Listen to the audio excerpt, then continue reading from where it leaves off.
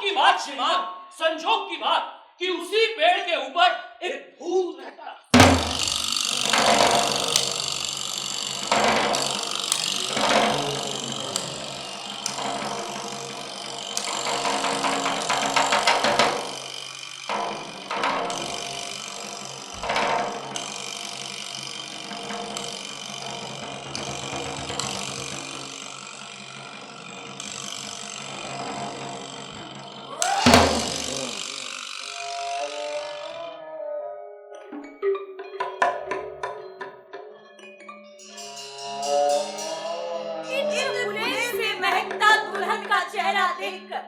भूत की आंखें चुदिया गई।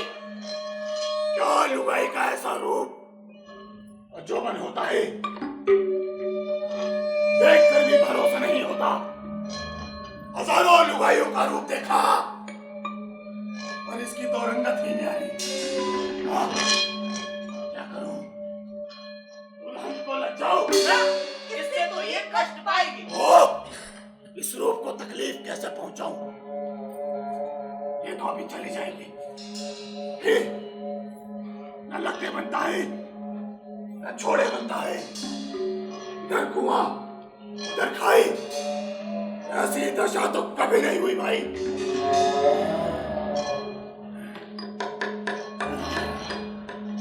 तो क्या करूं? दूल्हे को लग जाऊं? ना, इससे भी दुल्हन को दुख होगा। इस रूप को दुख हुआ तो ना बादल बरसेंगे, ना बिजलियां चमकेगी, ना सूरज उगेगा, ना चांद। सारी कुदरत उलट पुलट हो जाएगी। और इस रूप को दुख देने से तो खुद दुख उठाना अच्छा। और ऐसा दुख भी कहां नसीब होता है।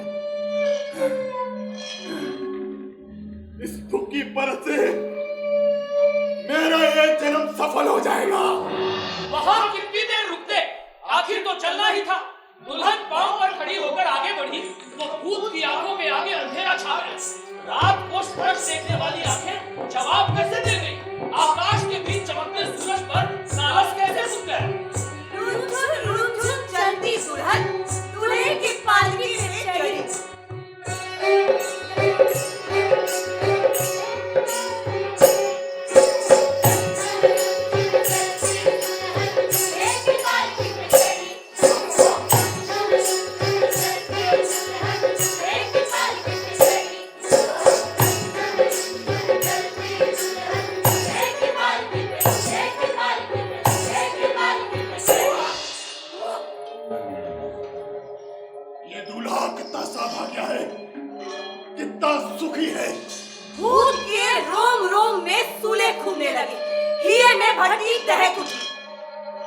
बिछो की जलन के मारे न जिया जाता है न मरा जाता है। और जीते जिए जलन सहे तो सहे कैसे? और मरने के बाद ये जलन भी कहां? ऐसी ऊहा-पोह में तुम्हें पहले कभी नहीं फंसा।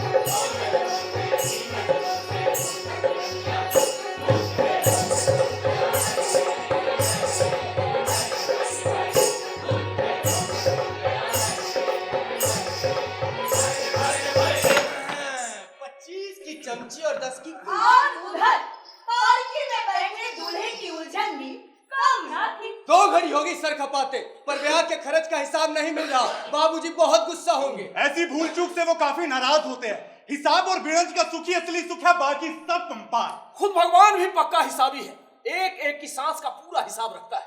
बरसात की बूंद बूंद का, हवा के रेशे रेशे का, धरती के कण कण का उसके पास सही पुता है। कुदरत के हिसाब में भी भूल नहीं चल सकती, तब बनने की वही में भूल कैसे खप सकती है। आने में बन डाले दूल्हा आंकड़ों का जोड़ तोड़ बिठा रहा था। दुल्हन ने पालकी का पर्दा उखाड़ कर बाहर देखा।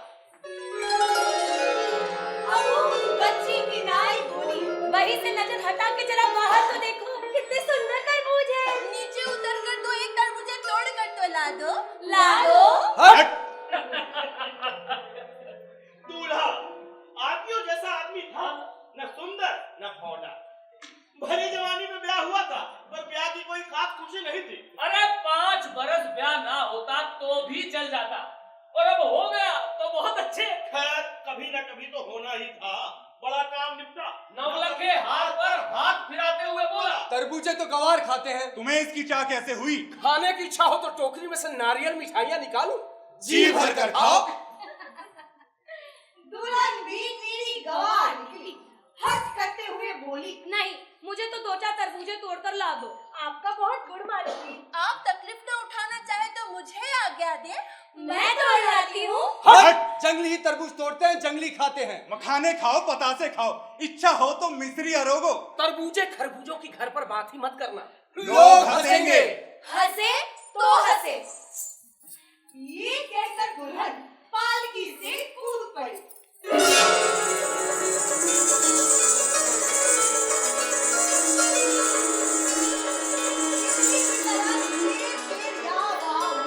कुछ ही देर में लाल चुट तरबूजे पल्ली में भरकर वापस आई। पानी से धोए, ठंडे किए। होठों का रंग और तरबूजों का रंग एक जैसा। पर दूल्हे को न तरबूजों का रंग आया न होठों का। दुल्हन ने बहुत निहोरे की, पर उसने तरबूजों को चुरा। जैसी आपकी मर्जी, अपनी अपनी पसंद है। इन तरबूजों के बदले ये नवलखा हार भी दान में दे दूं, तब भी कम है। क्या? ऐसी फुअड़ बात फिर मत करना। बाबूजी बहुत गुस्सा होंगे। वो रूप की बजाय गुणों की ज्यादा कदर करते हैं। अब समझी, आप बाबूजी के डर से हिसाब किताब में डूबे हैं, पर सब काम अपनी अपनी ठौर अच्छे लगते हैं। ब्याह के बेला हिसाब में रुंधना कहाँ का न्याय है। ब्याह होना था सो हो गया। पर हिसाब तो अभी बाकी है। अभी तो ब्याह के खर्चे का हिसाब संभला कर मुझे तीज के दिन दिसावर जाना है। ऐसा शुभ मुहूर्त फिर 7 साल नहीं आएगा। क्या कहा? क्या कहा आपने? हिसाब जाएंगे? सुना है आपके यहाँ तो धन के भंडार भरे हैं। इसमें क्या शक है? खुद अपनी आंखों से देख लेना। हीरे मोतियों से तहखाने भरे पड़े हैं, पर धन तो दिन दूना रात चौगना बढ़ता ही अच्छा लगता है। बनिए का एक ही धर्म है, वृहद व्यापार। अभी तो बहुत धन कमाना है। ऐसा नामी मुहूर्त कैसे छोड़ा जा सकता है?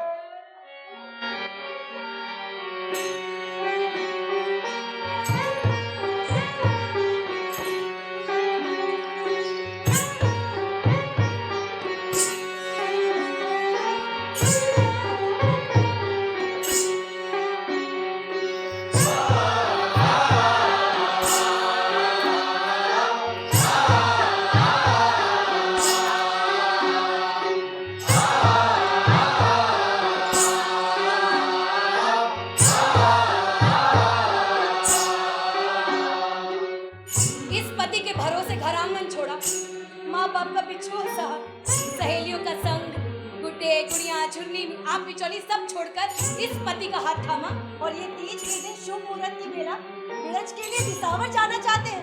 फिर बेहिसाब धन किस सुख के लिए? जी तो काम आता नहीं, मरने पर कफन काठी की गरज भी नहीं सकती। किस सुख और संतोष के भरोसे पराई ठौर का निवास कबूल किया? इस असली सुख के बदले दिन लोग का राज मिले तब भी किस काम का? दुनिया की समूची धन संपत्ति देकर भी बीता हुआ पल लौटाया नहीं जा सकता। आदमी पैसे के लिए है या पैसा आदमी के लिए? बस यही हिसाब समझना है। और कौन सा हिसाब बाकी रह जाता है? कंचन बड़ा की काया, सास बड़ी की माया, इसके जवाब में ही मानुष के तमाम जवाब समाये हुए हैं।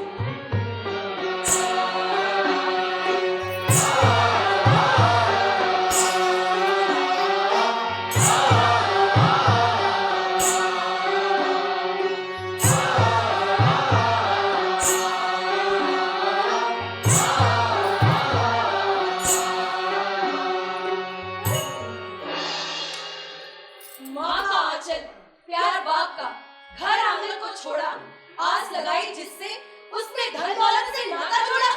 मोरे राजा जी, मोरे सैया जी, मोरे राजा जी, मोरे सैया जी, मोरे देख चले, मोरे छोड़ चले, मोरे देख चले, मोरे छोड़ चले, छोड़ चले, छोड़ चले, छोड़ चले माया से रिश्ता।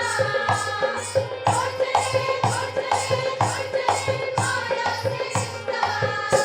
मैं प्यार की प्यासी, सैया की दासी, मैं प्यार की प्यासी, सैया की दासी। सच कहूँ, झूठी नहीं करूँ, सच कहूँ, झूठी नहीं करूँ।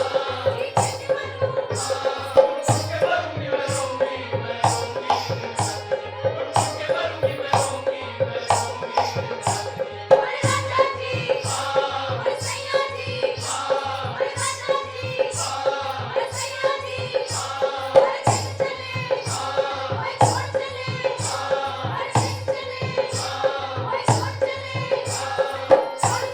चले, छोड़ चले, छोड़ चले माया से रिश्ता। छोड़ चले, छोड़ चले, छोड़ चले माया से रिश्ता। मैं प्यार की प्यासी, सैया की दासी, मैं प्यार की प्यासी, सैया की दासी। सच कहूँ, झूठी नहीं करूँ, सच कहूँ, झूठी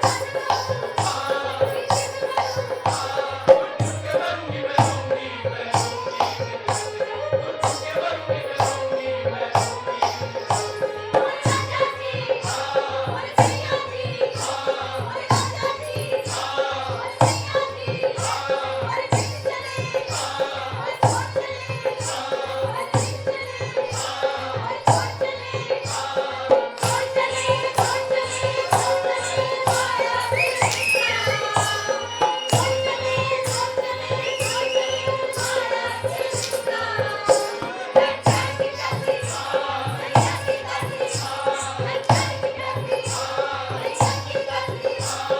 सच कहूँ, झूठी नहीं करूँ, सच कहूँ, झूठी नहीं करूँ।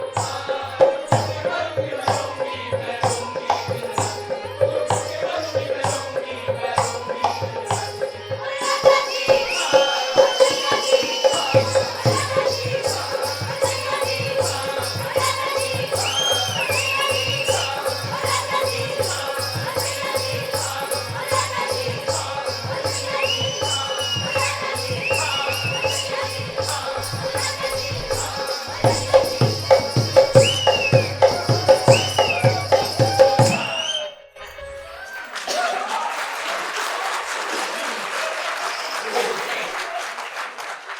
हो गया, कहानी आगे बढ़ाओ। मुँह मेरी खुशी भी नहीं देखी जाती। चलो चलो, शाबाश शाबाश। तो भैया, दूल्हा अपने हिसाब में फंसा था, दुल्हन अपने हिसाब में डूबी थी, और बैल अपनी चाल में मगन थे। जो चलेगा वो मुकाम पर पहुंचेगा ही। तो चलो रे भाई।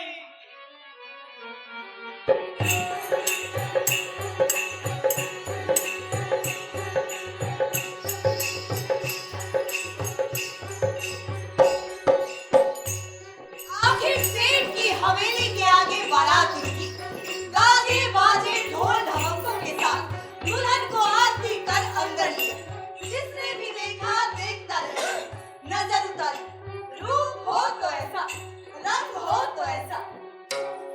सांझ को घर में घी के दिए जले, खड़ी पीने ना ढले दूल्हा सेज पर आया। आते ही सीख नसीहतों की छड़ी लगा दी।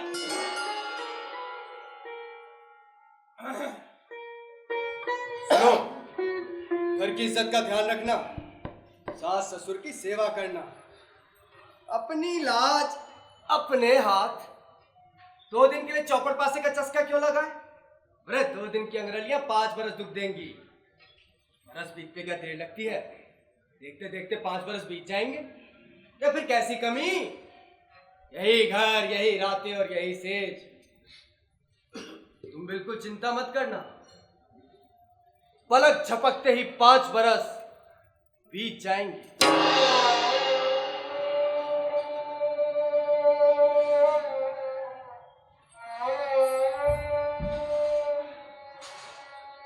पलक झपकते 5 बरस बीत जाएंगे।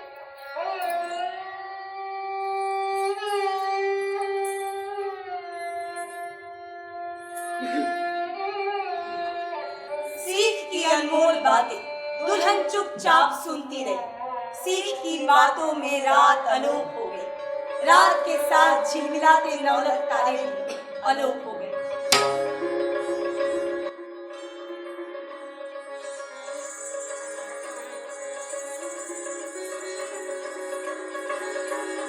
और उधर पेड़ के ऊपर मूर्छा टूटने पर दूध की आंखें खुली, चारों तरफ देखा।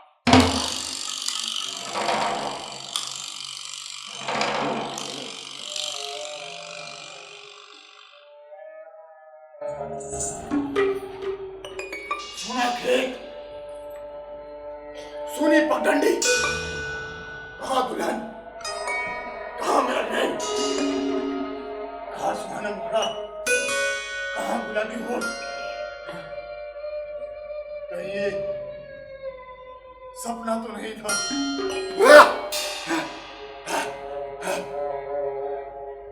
ऐसा सूरज तो पहले कभी नहीं हुआ, ऐसा सूरज तो पहले कभी नहीं डूबा। न पूरा अंधेरा, न पूरा उजाला, चेहरा भी दिखता है, घूंघट भी दिखता है। कुदरत पहले तो कभी इतनी सुहानी नहीं लगी। हो न हो, ये दुल्हन के रूप का चमत्कार है।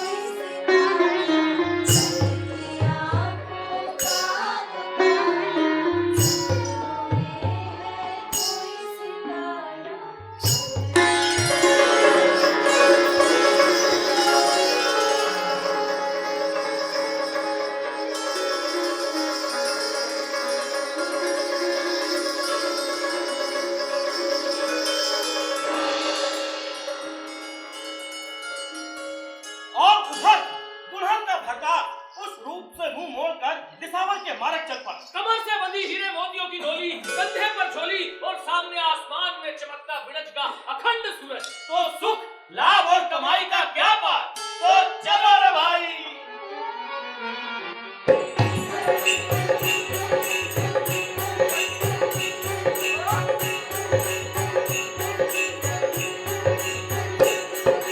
चलते चलते वो उसी पेड़ के पास से निकला। भूत ने अबेर पहचान लिया। आदमी का रूप धरकर बोला,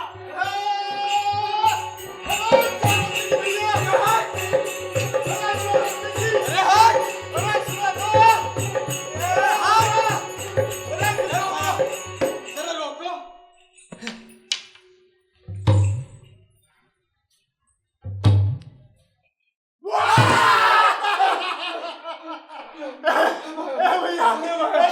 क्या भूता की तरफ पीछे पड़े हो? अरे भैया भूत ही तो हूँ। अरे बड़ा है भूत भूत। ए भैया अभी तो हथेली की मेहंदी का रंग भी फीका नहीं पड़ा और कान का डोले भी नहीं खुले। इतनी जल्दी कहाँ चल दिए? एक बात बता भाया, मेहंदी को जिब उतरना होगा उतर जाएगी और काम का डोरे के दिशावर में नहीं खुल सकते। दिसावर क्यों जाना? बस पैसे कमाने। अरे तो यार कमा लो। एक बात बता भाया, ब्याह किसका हुआ? तुम्हारा। बीवी किसकी है? तुम्हारी। बच्चे किसके होंगे? तुम्हारे। पैसे कमाने कौन जा रहा है? तुम। तो तू अपनी ऐसी तैसी क्यों करा रहा है? मैं ऐसी मैं पूछ रहा हूँ। अरे दिशा चलो ना भाई।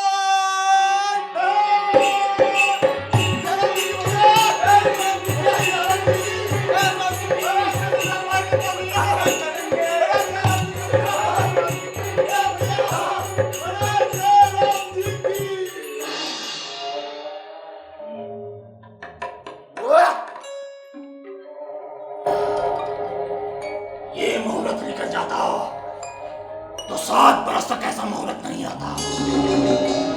कहता है 5 बरस दिसावर में बीड़च करेगा। वाह!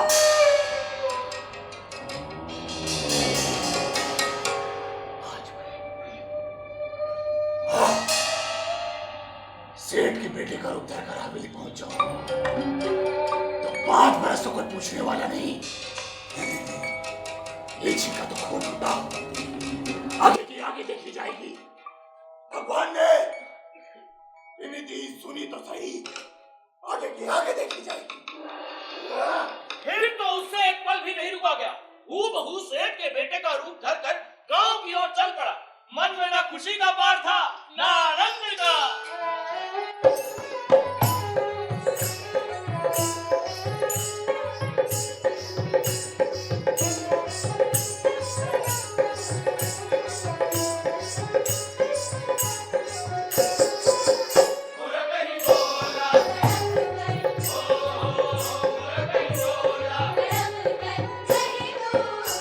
बाबा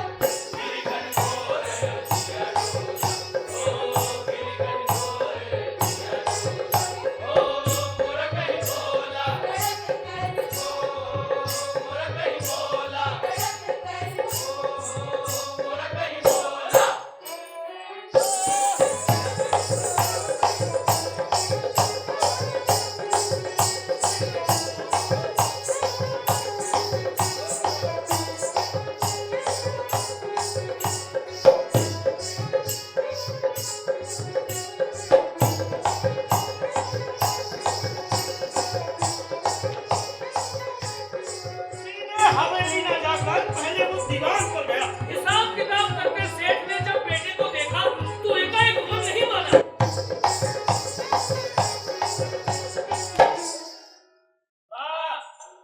बाबूजी,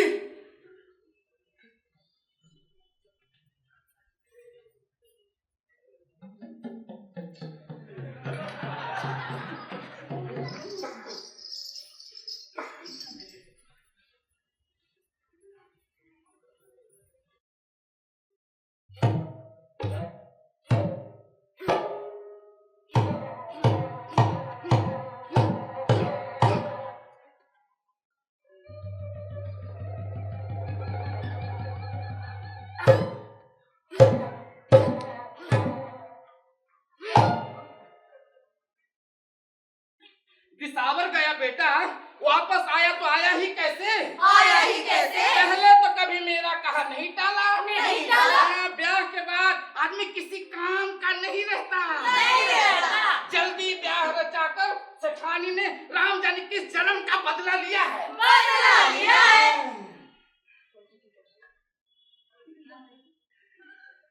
कोई बात नहीं, कमाई हो चुकी कमाई। या तो बीड़ज की हाजिरी बजा लो या लुगाई की।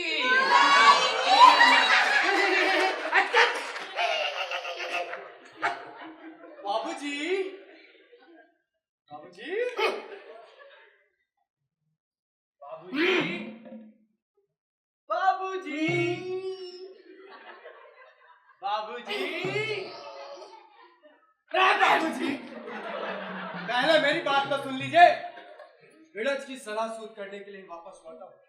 अगर आपका हुक्म ना होगा तो घर में बिना ही वापस लौट जाऊंगा। मार्ग में समाधि लगाए हुए एक महात्मा के दर्शन हुए। पूरे शरीर पर दीमक जमी हुई थी। मैंने सुथराई से माटी हटाई, कुएं से सींच करके पानी निकाला, स्नान कराया, भोजन कराया। तब महात्मा ने प्रसन्न होकर के मुझे वरदान दिया। रोज तड़के पलंग से उतरते ही मुझे सोने की 5 मोहरें मिलेंगी। 5 मोहरें?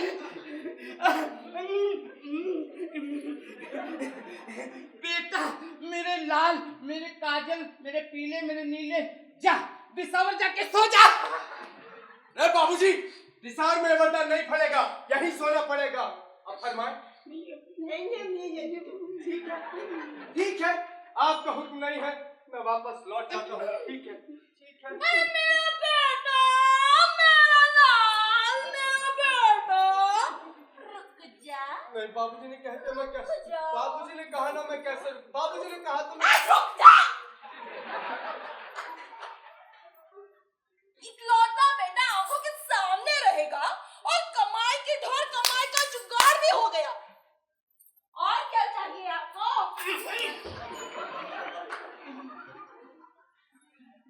बेटा, हाँ, बस 5 मोहरें। सोने की। अरे सोने की 5 मोहरें कभी देखी भी है तुमने?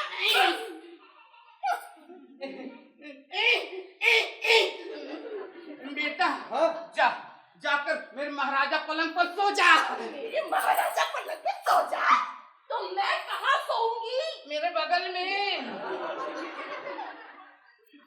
बेटा, हाँ। जा तू बहू के कमरे में जाके सो जा। अब सो जाना। बेटा, तड़के महाराजा पलंग से उठते ही मिलना। उससे पहले सोने तो दीजिए। जाइए। दुल्हन को खुशी के साथ साथ अचरज और गुमान भी हुआ।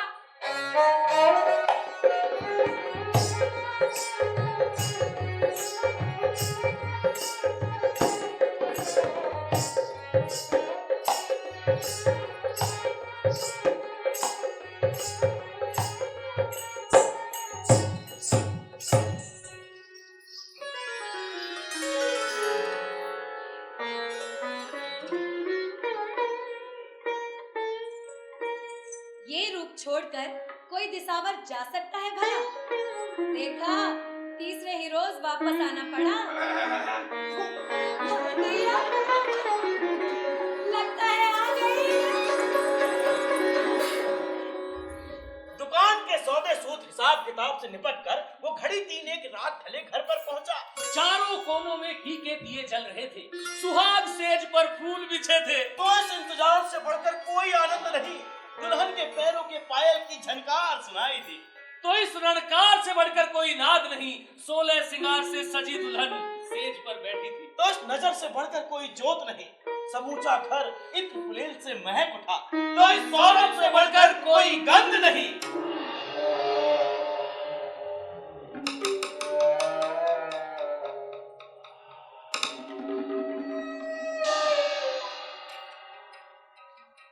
उस दिन पेड़ के ऊपर इसी महक ने मेरे मन में आग लगाई। आज नजरों का नजरों से प्रत्यक्ष मिलन। इतनी जल्दी काम ना फलेगी तो मैंने सपने भी नहीं सोचा था।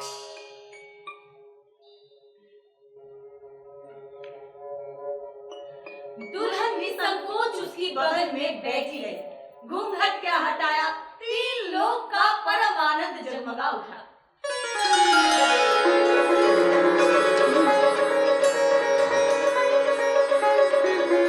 मैं जानती थी कि आप बीच राह से वापस लौट आएंगे। ये तारों जड़ी रात ऐसी साइट में आगे बढ़ने नहीं देती। इतना ही प्रेम था तो मेरी इच्छा के बावजूद गए ही क्यों? आखिर मेरी मन्नत फली। ये तो असली पति समझ करके इतनी खुश हुई। सफेद दूध में कीचड़ कैसे मिला है, इस अबूझ प्रीत से हाथ कैसे करे। कोई बराबरी का हो तो छल बल का जोर भी जताए, पर नींद में सोए हुए का गला सूतने से तो तलवार का मान भी घटता है।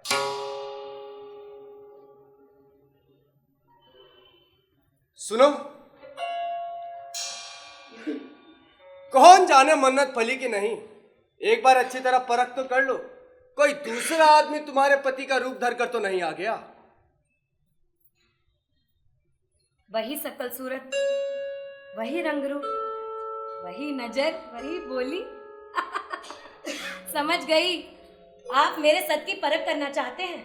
अरे सपने में भी किसी पराये मानुस को अपनी छाया तक ना छूने दूं, फिर खुली आंखों ऐसा कैसे हो सकता है?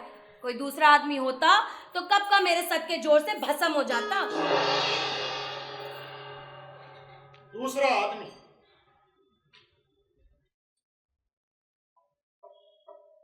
दूसरा आदमी होता तो कब का मेरे सत के जोर से भस्म हो जाता। तब तो इसका सत खोटा है। अगर मैं भस्म हो जाता तो इसका सत खरा था। वास्तव में दूसरा आदमी होते हुए भी मैं भस्म नहीं हुआ तो इसका सत बुझा हुआ है।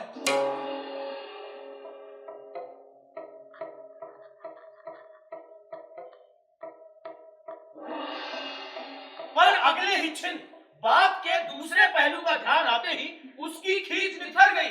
उल्टा राजी हुआ। मगर शक्ल सूरत से क्या होता? सच्चा पति होता तो क्या लुगाई के माया छोड़कर जाता भला? क्या बिछो के लिए चमड़ी में हाथ थामकर अपने पीछे लाया था? कोई अंधा भी इस रूप की छाई को नहीं ठुकराता। फिर वो आंख रहते अंधा कैसे बनता? 7 फेरे खाए तो क्या उसकी प्रीत सच्ची कहां? मैंने तो भूत होकर इससे सच्ची प्रीत की।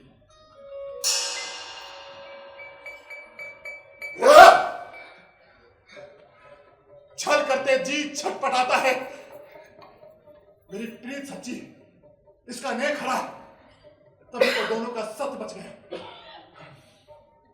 फिर भी आपस में दुराव रखने से प्रीत की मचात हटेगी, सांच को आंच लगेगी। सच्ची बात बताए बिना इस घर में सांस भी नहीं ले सकता।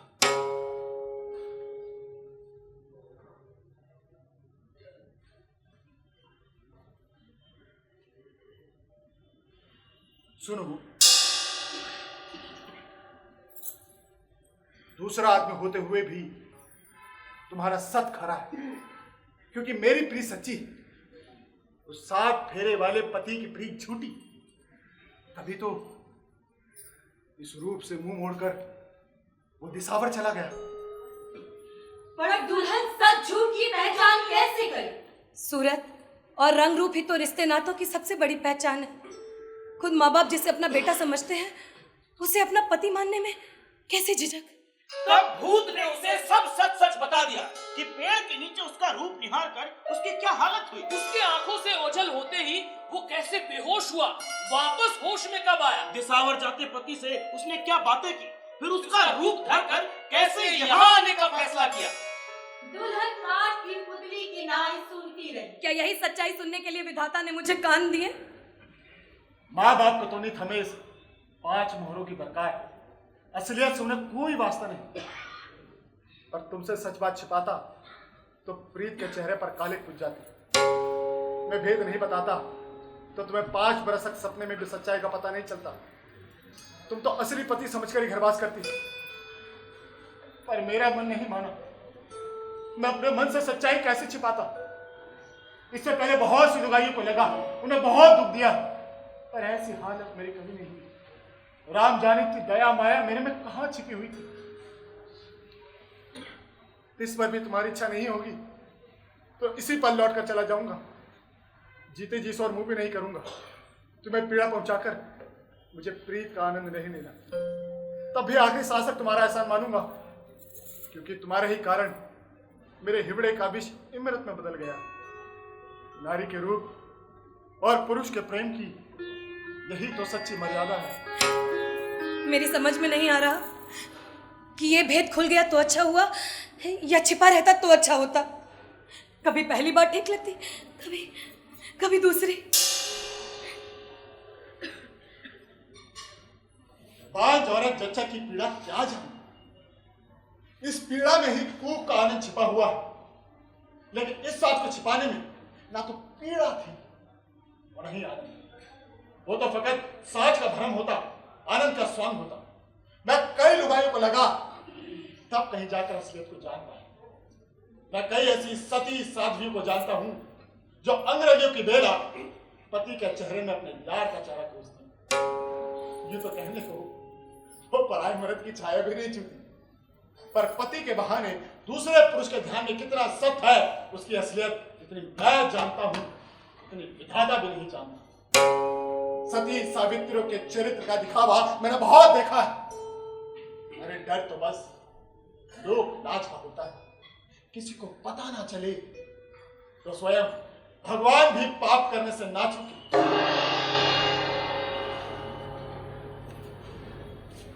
अब जो तुम्हारी मर्जी हो बता देना। मैंने तो भूत होकर भी कुछ नहीं छिपाया।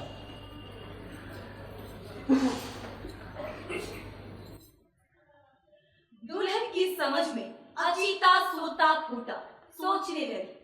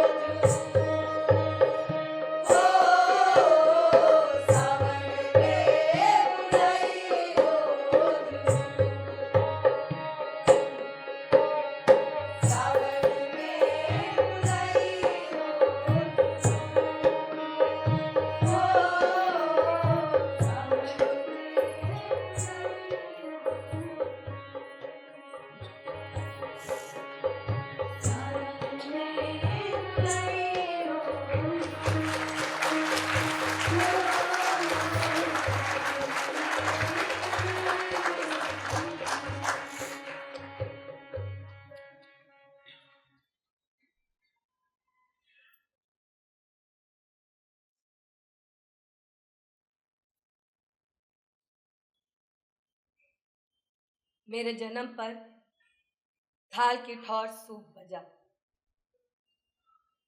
घर वालों को कोई खास खुशी नहीं हुई। बेटा होता तो अच्छा था। माँ बाप की नजर में घूरा बढ़ते देर लगे तो बेटी बढ़ते देर लगे। 10वां परस उतरते न उतरते माँ बाप हाथ पीले कर पराए घर पहुंचाने की चिंता करने लगे। न आंगन में समाती थी न आसमान में। रिश्ते पर रिश्ते आने लगे। 16 बरस बिताने दूभर हो गए। माँ की कूख में समा गई पर घर के आंगन में नहीं समाई। तभी इस हवेली से रिश्ता आया। मेरे बड़भाग जो माँ बाप ने रिश्ता कबूल कर लिया। कोई दूसरी घर गवाड़ी होती तब भी मुझे तो जाना ही था। माँ बाप की जिससे मर्जी होती उससे हथलेवा जुड़ता। पति बिना जो लेके जो के मैं मगन है। उसकी नजर में हांडी के पहनने और लुगाई के चेहरे में कोई खास फर्क नहीं। दरकता जोबन दरकती माटी दोनों एक सर न पालकी में मेरे मन की बात समझा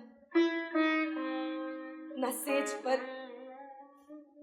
घर और सेज सुनी छोड़कर बिड़च के लिए चला गया। एक बार मुड़कर भी नहीं देखा। और आज भूत की प्रेत का उजाला हुआ तो सूरज फीका पड़ गया। हथलेवे का ब्याहता जबरन चला गया फिर भी मेरा बस ना चला। जाने वाले को रोक ना सकी तो आने वाले को कैसे रोकूं? ये प्रीत की बात करता है तो कानों में तेल कैसे डालूं? पति होकर यूं बीच मझधार में छोड़ गया। भूत होकर यूं प्रीत दर्शाई कैसे बरजूं? क्यों बरजूं? सपनों पर कोई बस हो तो ऐसी प्रीत पर कोई बस हो।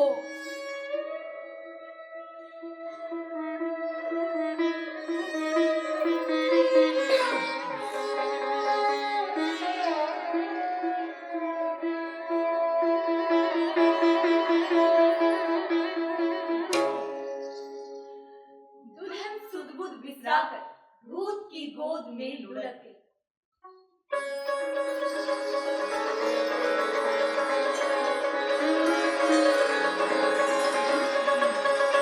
कहते हैं जहां वाणी अटकती है वहां मौन काम आता है।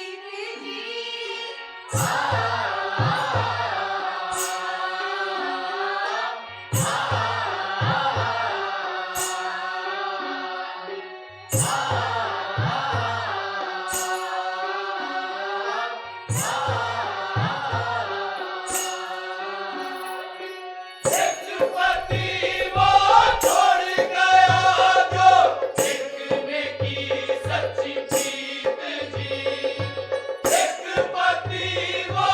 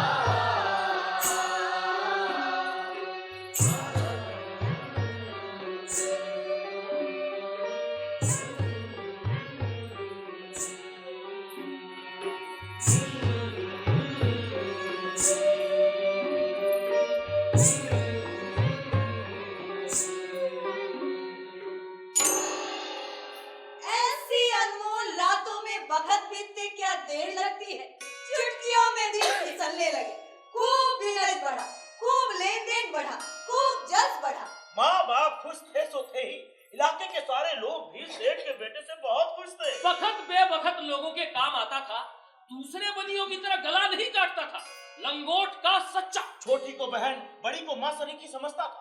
उसका नाम लेते ही लोगों के मुंह में मिश्री घुल जाती। उसमें खामी बस एक ही थी, दिसावर से सेठ के बेटे का कागज आता तो फाड़ कर फेंक देता, वापस कोई जवाब नहीं। इस आनंद और जस के पाले में देखते देखते 3 बरस बीत गए, जैसे मीठा सपना बीता हो। भूत भी हवेली में रल मिल गया, मानो सेठ का सगा बेटा ही हो। बहू भी सुहाग के नशे में डूबी हुई थी। रात के इंतजार में दिन उगते ही डूब जाता, पलक झपकते रात ढल जाती। बहू के आशा ठहरी है, ये तीसरा महीना उतरने वाला है। पति पत्नी दोनों को ही बेटी की बड़ी चाह है। सुनो, बहुत खुशियां मनाएंगे। बेटा कौन सा सड़क ले जाता है, राम जाने किसके जैसा होगा। बच्चे के जन्म के बजाय उसकी आस में ज्यादा आनंद है। भूख में बच्चे के साथ साथ सपने पत्ते हैं। दिन सरपट दौड़ने लगे, 5 महीने बीते, 7 महीने संपूर्ण हुए, ये 9वां महीना उतरने वाला है। पति की गोद में सोई सोई पत्नी आंखें मूंदे मूंदे बोली, कभी कभी सोचती हूँ यदि उस दिन पेड़ के नीचे विश्राम करने नहीं रुकते तो मेरे ये 4 साल कैसे बीतते। शायद बीतते ही नहीं। तुम्हारे दिन तो ज्यों तो कट जाते, पर मेरा क्या होता। झाड़ी झाड़ी पेड़ पेड़ भूत का जन्म पूरा करता। उस दिन सुबह सूझी जब तुम्हें लगा नहीं। मुझे तो अभी विश्वास नहीं होता कि सचमुच जीने का आनंद ले रहा हूँ या सपना देख रहा हूँ। चिकने बालों में उंगलियां फिराते फिराते रात गुजर गई।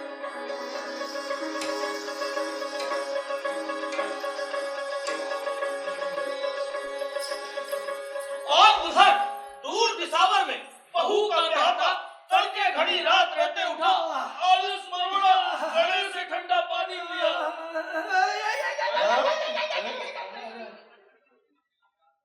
राम राम भैया। राम राम राम।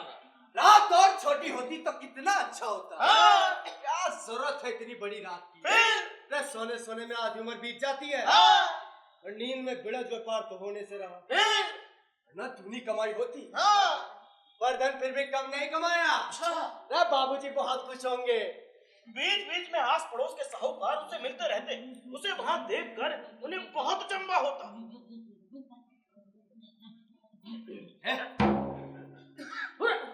अरे भैया राम राम। राम राम। अरे गांव से वापस कब आए भाई? 4 बरस पहले। क्या बात करते हो, परसों तो मैं तुम्हें वहां मिला। कहाँ कब कैसे? अरे मेरे चाचा के बेटे की शादी में 1.25 रुपया सेकंड डाला था। कितना? 1.25 रुपया। अब मेरा बच्चे में कहीं का। अबे मैं क्यों पागल, तू पागल? चल पागल। अबे जा पागल। हट पागल। अबे हट पागल। ओ पागल। अबे उर्र पागल। पागल। अबे जा ओ पागल। पागल। ओ छोटा पागल। ओ पागल। ओ ओ पागल। हाँ ठीक है, मैं पागल। कमाई देखी नहीं जाती है, इसे उल्टी सुल्टी सुना करके दुविधा में डालना चाहते हैं। पर आज अल सवेरे एक खास पड़ोसी ने आके समाचार दिया।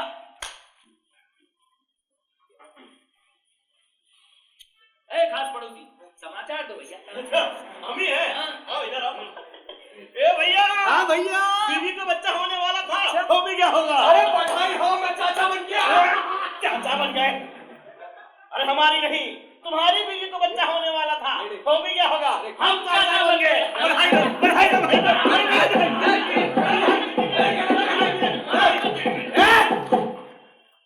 ए भैया, मैं तो 4 वर्ष से यहाँ पर हूँ, तो वहाँ बीवी का बच्चा कैसे हो गया? ये तो तुम जानो भैया। नहीं ऐसी बात होती तो माँ बाप कुछ तो खबर करते। ये भी तुम जानो भैया। मैंने 4-5 कागज लिखे तो थे, लेकिन उनका कुछ जवाब नहीं आया। भले मानुस, हाँ। जरा सोचो तो, वो किसे खबर करते और क्यों खबर करते? उनका बेटा तो तीसरे रोज ही वापस आ गया। हाँ, एक महात्मा के दिए मंत्र से रोज सवेरे सेठ जी को 5 सोने की बोले देता। कितनी? 5। अरे हवेली में राम राजी है भाई, सब मजे में है। सुनो, रात को घर में घी के दिए जलते हैं ऐसे ऐसे ऐसे ऐसे इधर दिखाओ। अरे तुम्हारी शक्ल तो हूबहू सेठ के बेटे से मिलती है। क्या बात है? देखो। निकल। अरे भैया विधाता की कारीगरी खुद सेठ जी देखे तो पहचान न सके। अब समझ में आया कि भाई शक्ल तो तुम्हारी सेठ के बेटे से जरूर मिलती है, पर तुम हो दूसरे।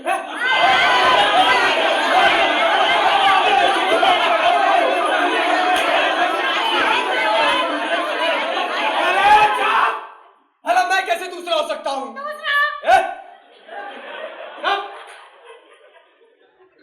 लगता है दाल में कुछ काला है। कल परसों ही गांव वापस निकलना पड़ेगा। सुनो, हाँ। निकल लो। अरे निकलो भैया। सेठ के बेटे ने फूल दरबार से बेटा मुनीम को बुलावन दी और गांव की ओर चल पड़ा। वही जेठ का महीना, खेतों में लाल लाल तरबूजे देखकर उसे उसी दिन की बात याद आ गई।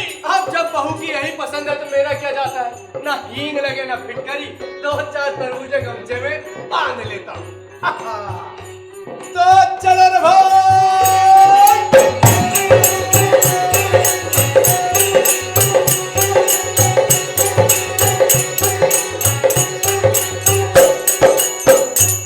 वो हवेली पहुंचा। उस वक्त लुगाइयों का मेला लगा हुआ था। सेठ सेठानी घबराए हुए मन्नत मना रहे थे। भूत वाला पति घर के बाहर खड़ा था। चेहरे पर हवाइयां उड़ रही थी। बहू सौरी में टसक रही थी। दैया अपने हुनर में लगी थी। बच्चा अटक गया था।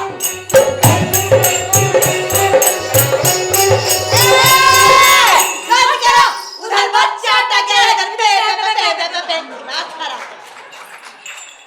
इस चकचक के बीच बहू का असली ब्याता धूल से अटा हुआ बेझिझक आंगन में आ खड़ा हुआ। माँ बाप के चरण छुए। बाबूजी।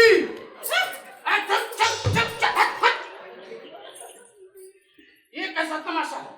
हूबहू बेटे की शक्ल धूल मिट्टी में सना है तो क्या कहीं कोई थक तो नहीं? हाय दैया, एक ही शक्ल के दो पति, कौन सच्चा कौन झूठा? ये कैसी लीला, ये कैसा कौतुक? हाय दैया, चाची काकी मौसी। बाबूजी, मैं तो 4 बरस से दिसार में था, तो बहू के पाँव कैसे भारी हो गए? आपने कुछ तो सोचा होता। चुप कर। मैं तुझे नहीं जानता, मैं तुझे नहीं पहचानता। मेरा बेटा तो तीसरे रोज ही वापस आ गया था। क्यों जी? यहाँ से निकाल नहीं गए। क्यों जी? हाँ जी। अच्छा, तो मैं इसीलिए कमाई करने के लिए दिसावर गया था कि वापस लौटूं तो आप मुझे पहचानने से मना कर दें। जा, नहीं चाहिए तेरी कमाई। जा, अच्छू जी। लगता है बाबूजी का दिमाग खराब हो गया है। क्यों जी? हाँ जी। माँ, क्या तू भी अपने बेटे को नहीं पहचानती?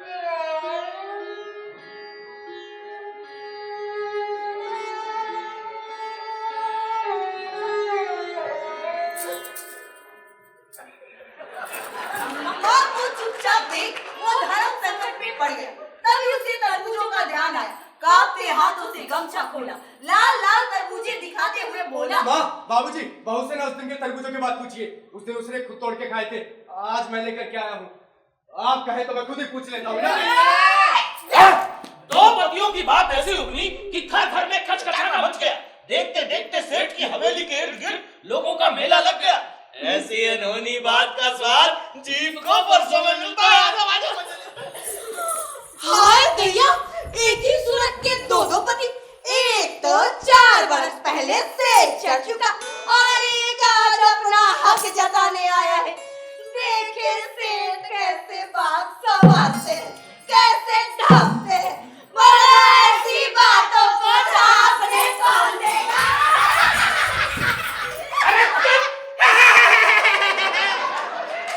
अरे हमारे घर की बात है, अपने आप निपट लेंगे। ये गांव वाले क्यों पंचायती करते हैं? ये बाद में आया हुआ झूठा है, ठग है। इसे धक्के मार के बाहर निकलवा दूंगा। क्यों जी? बाबूजी का दिमाग खराब हो गया। एक ही बात को 2 बार बोल रहे। मैं क्यों बोल रहा हूँ? क्या हो गया है आपको? सूरज को तवा और तवे को सूरज बता रहे हैं। बाबूजी, आप जैसे छानबीन कर लीजिए, पर आपका असली बेटा मैं हूँ। गाँव वालों, पीछे गाँव वालों,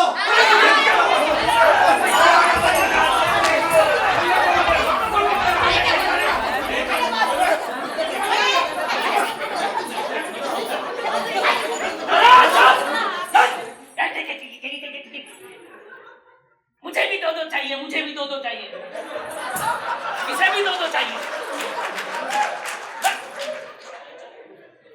खड़ा न्याय होना चाहिए सेठ जी, दूध का दूध पानी का पानी होना चाहिए। अरे जो कसूरवार है उसको दंड मिले। ये दो पतियों का रिवाज कैसे चलेगा?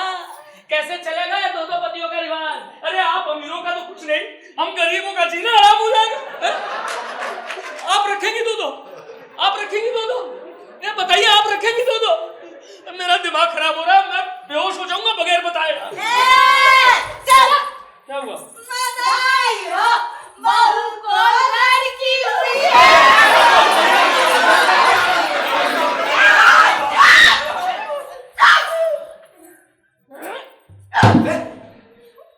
कैसी अजानी आप बताइए।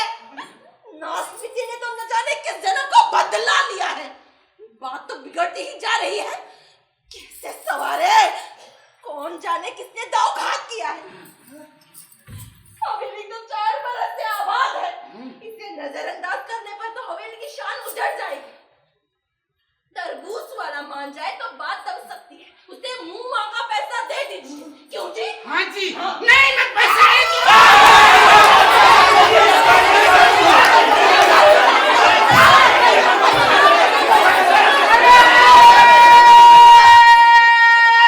चुप हो गए। आप लोगों को मेरी पगड़ी उछालने से क्या मिलेगा? अरे हम सब भाई भाई हैं, वक्त बेवक्त एक दूसरे के काम आते हैं। अरे मेरे बेटे के गुण आप लोगों से छिपे नहीं हैं। मेरे बेटे ने आप लोगों के लिए क्या नहीं किया। अरे इतनी जल्दी गुण चोर मत बनो, ये बाद में आए वो जब छूटा है तक इससे धक्के मार के बाहर निकलवा दो। चलो देखिए सेठ जी, दिखती मक्खी कैसे निकले। वक्त आने पर सर देने को तैयार है, लेकिन ये पानी की गठरी कैसे बांधे। लड़का बार बार कह रहा है कि बहू से तरबूजों की बात पूछवाइए, तो पूछवाने को नहीं। ऐसी बात कौन पूछे, कैसे पूछे? तब कुछ भली औरतें आगे आई। सुना है वक्त पर आदमी ही आदमी के काम आता है। वैसे औरतें भी औरतों के काम आती है। एरी, चल पूछ कर आते। चल।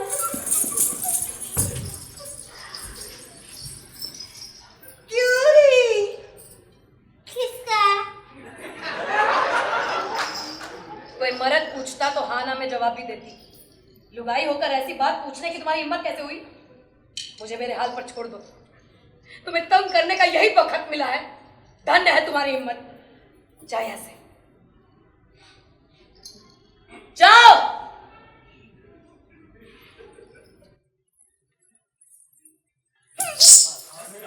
ऐसी बातों में लुगाइयां कब सच बोलती है। हमें तो दूध में कालस दिखती है। अब ये न्याय तो राजा जी ही निपटा सकते हैं। किसी और ने बीच में टांग अड़ाई तो पूरे गांव को दंड मिलेगा। अब अपना भला बुरा तो सोचना ही पड़ता है ना। दोनों पतियों को राजा जी के हवाले कर दे, फिर राजा जी जाने और सेठ जी जाने, हम बीच में लिक लिक क्यों करें? फिर बस्ती राम है, जो सबको ठीक लगे वो करो। क्यूरी, अरे उसके बाद जो बस्ती ने चाहा वही हुआ। दोनों पतियों को रस्सी से बांध दिया।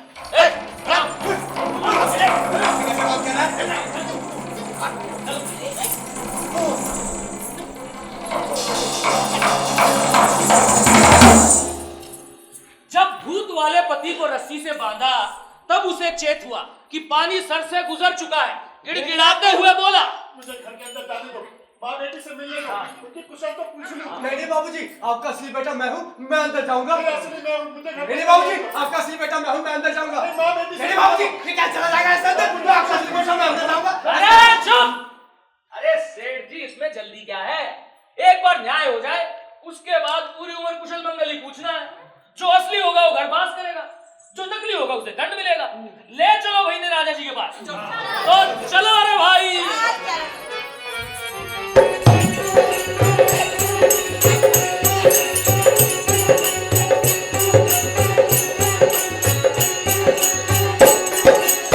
लोगों का बवंडर तेजी से आगे बढ़ा। साथ बने असली वाले पति का मन तो जाग रहा था, वो खुद भरम में पड़ गया।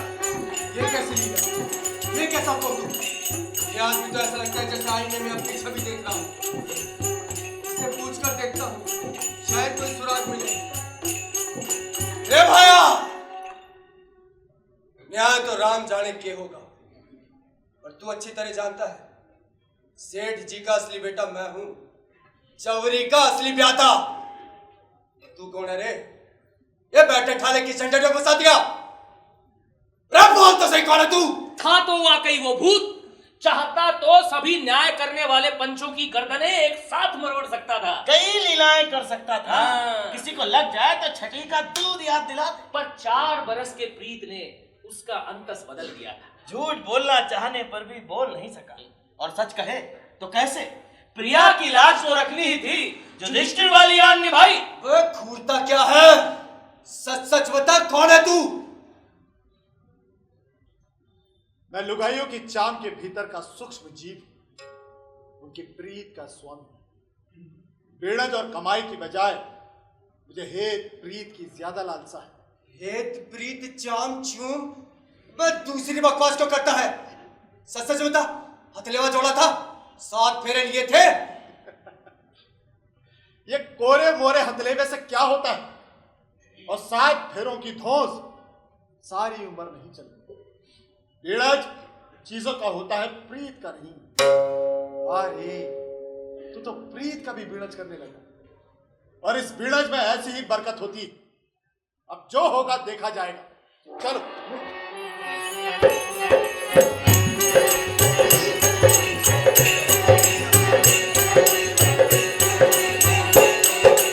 बच्चों का बवंडर राज दरबार की न्याय के आस में तेज तेज चला जा रहा था कि रास्ते में रेवड़ चलाता एक गड़रिया मिला। खूब लंबा तगड़ा, हाथ में आड़ा टेढ़ा डंडा, दोनों हाथों में चांदी के कड़े, खिचड़ी दाढ़ी, खिचड़े बाल, पीले दांत, और सब पर भारी सी पगड़ी। आड़े टेढ़े डंडे से राह रोककर दैत्य के लहजे में पूछा,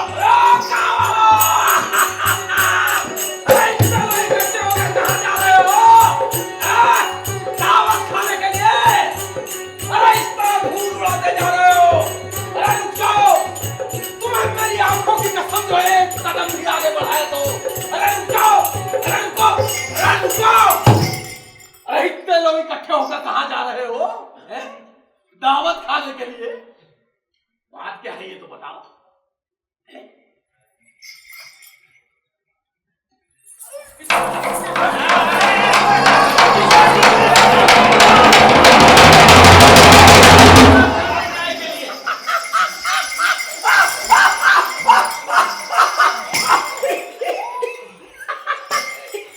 इतनी सी बात के लिए बेचारे राजा को क्यों तकलीफ देते हो? ये न्याय तो मैं ही निपटा दूंगा। नदी का ठंडा पानी पियो और थोड़ा सुस्ता हो।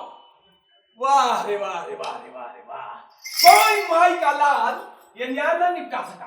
खुद रगड़ते हुए सीधे राजा के पास चल दिए। बैठ जाओ, बैठो। तुम दोनों नहीं, इधर आकर खड़े हो जाओ। क्या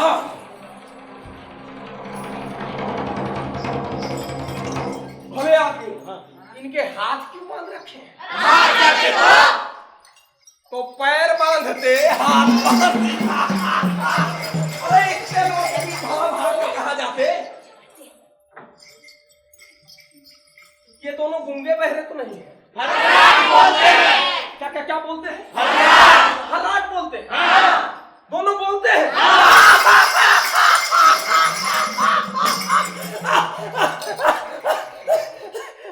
अरे फिर इतनी तकलीफ क्यों उठाई? वही पूछ लेते, दोनों में से एक तो झूठा है ही। अरे ये कटरिया मेरा बोडम है। अरे भले मानुस, अगर ये सच बोलते तो फिर रोना ही क्या था? बस बस बस बस बस, हो चुका इससे। अरे अरे न्याय करने की अकल होती तो यूं भेड़ों के पीछे ढलल ढलल करता डोलता। मुखिया जी समझ गया सब समझ गया। बैठ। बोलना तो जानते हैं पर झूठ बोलना भी सीख गए। कोई बात नहीं, सच उगलवाना तो मेरे बाएं हाथ का खेल है। गले में डंडा खसोल कर आंतों में उलझा सच अभी बाहर ला पटकता हूं। बड़े बड़े दरख्त में इस डंडे के आगे नहीं ठहर सकते, फिर बेचारे सच की क्या बिसात है। बोलो, पहले किसके गले में डंडा खसोलना? जो पहले मुंह खोलेगा वही सच्चा पति है। जो सच्चा है वो कर जाएगा और जो झूठा है वो डर जाएगा। श्रीमान, भूतों के छल बल में तो वो बहुत पारंगत था, पर मनुष्यों के दाव घात का उसे दिल भर भी इल्म नहीं था। मनुष्यों के मुंह से जो कुछ भी सुनता सच मान लेता। इस डंडे से मेरा क्या बिगड़ता है? ऐसे 100 डंडे भी मेरा बाल बाका नहीं कर सकते। अगर इतने भर से प्रेम की मर्यादा बचती तो इस पर सोचना क्या?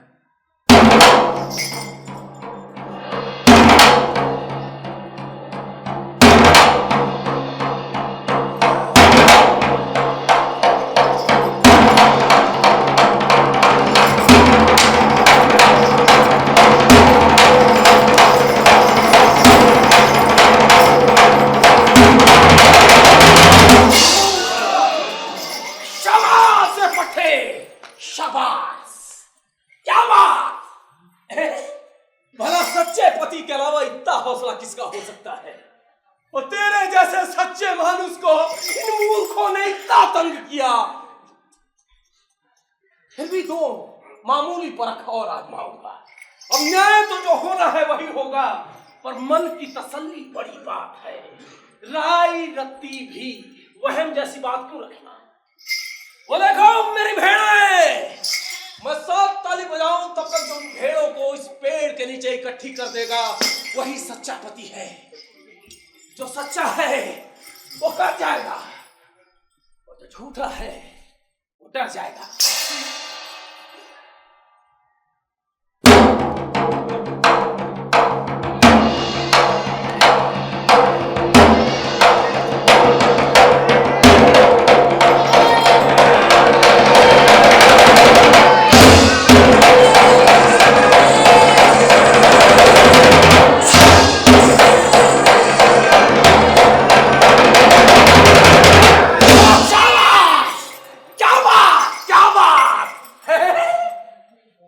सच्चे पति के अलावा इतना हौसला किसका हो सकता है?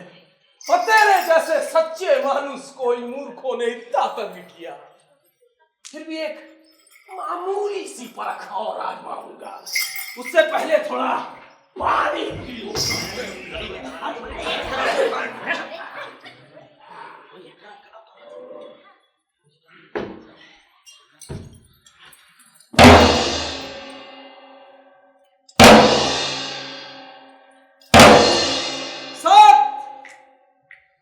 सात चुटकियां बजाने तक तुम दोनों में से जो मेरी इस पोटली के भीतर समा जाएगा वही सच्चा पति है। जो सच्चा है वो कर जाएगा और जो झूठा है वो डर जाएगा। और मेरी बात न मानने वाले का गला मैं डंडे के एक झटके में चाक काट डालूंगा। पोटली, मैं चाहूं तो सुई के छेद से निकल जाऊं, फिर पोटली क्या चीज है? अगर इतने वर्ष से प्रीत की मर्यादा बचती तो इस पर सोचना क्या?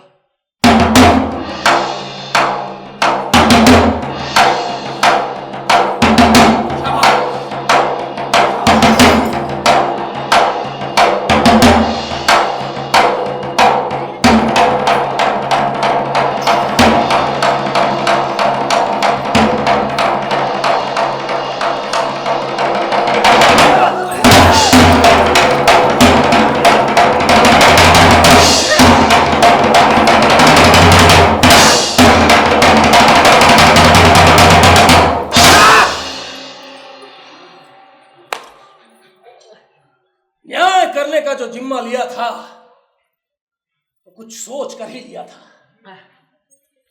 बोलो, हुआ कि नहीं असल न्याय? चलो सब मिलकर इस पोटली को उठाकर नदी में फेंक आए। आजा पाटा तेज बहती नदी इसे अपने आप ही मौत के घाट उतार देगी।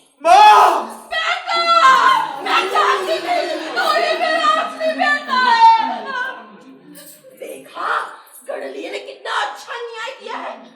जाइए इसे इनाम में सोने की अंगूठी दे दीजिए। जाइए, अरे जाइए।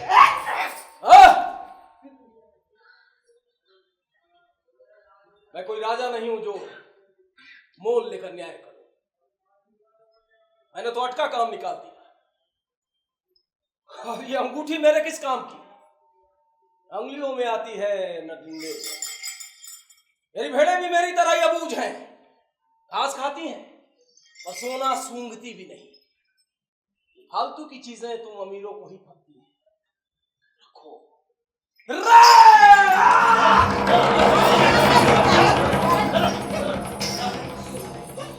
अब कहीं जाकर भूत को गड़रिए के उज्जर न्याय का पता चला, बस सब बेकार, देर हो चुकी। गड़रिए मुझे बाहर निकाल दे रे। मुझे एक बार माँ बेटी से मिलने दे। मैं तेरे आगे हाथ जोड़ता हूँ गड़रिए। जब तक जिंदा रहूंगा तेरी भेड़े चराऊंगा रे गड़रिए। गड़रिए, गड़रिए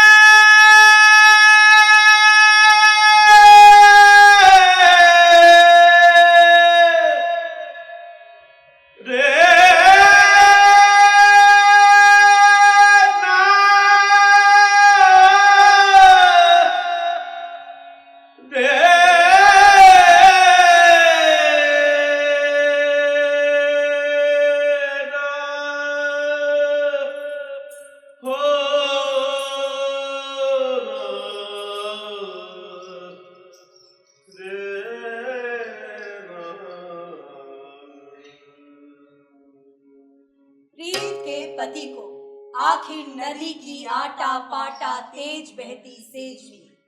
उसका जीवन सफल हुआ, उसकी मौत सार्थक हुई।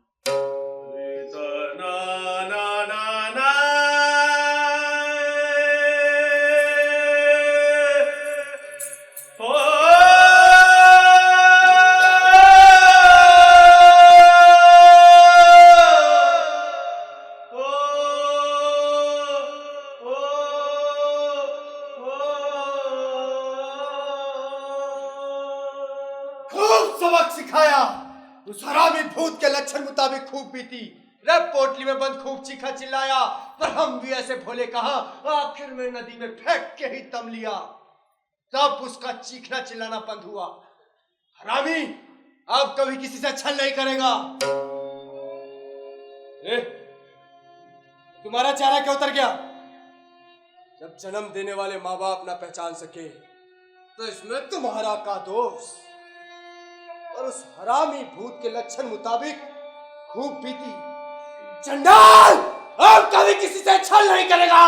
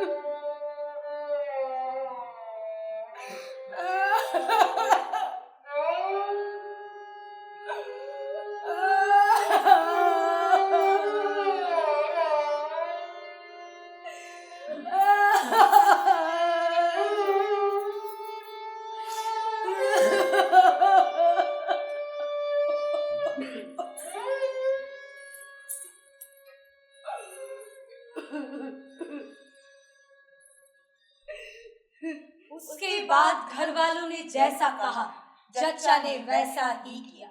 कभी किसी बात का पलट कर जवाब नहीं दिया। सास ने जितनी बनाई उसने चुपचाप खा लिया। जब सास ने कहा तब स्नान किया, बाल सवारे, सूरज पूजा, होम किया, गीत गाए।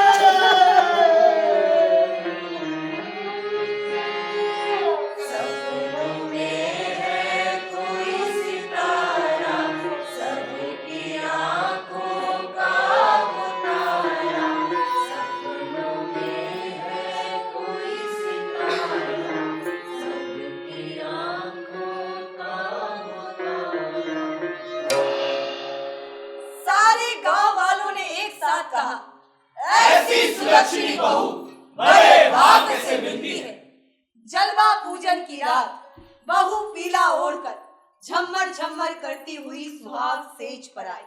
बगल में छोरी, आंचल में दूध, सूनी आंखें, सूना हिबड़ा, माथे में जैसे अनगिनत मक्खियां भिनभिना रही थी। इस एक ही सेज पर राम जाने मुझे और कितने जीवन भुगतने होंगे। पर आंचल चूमती ये बिटिया बड़ी होकर लुगाई की ऐसी जिंदगी ना जिए तो माँ की सारी पीड़ा सार्थक हो जाए। यूं तो ढोर ढांगरों को भी उनकी मर्जी के खिलाफ नहीं बरत सकते, एक बार तो सर धुलते ही हैं। पर लुगाई की अपनी मर्जी होती ही कहाँ है। मसान ना पहुंचे तब तक मेड़ी, और मेड़ी से सीधी मसान। माई मैं काशी को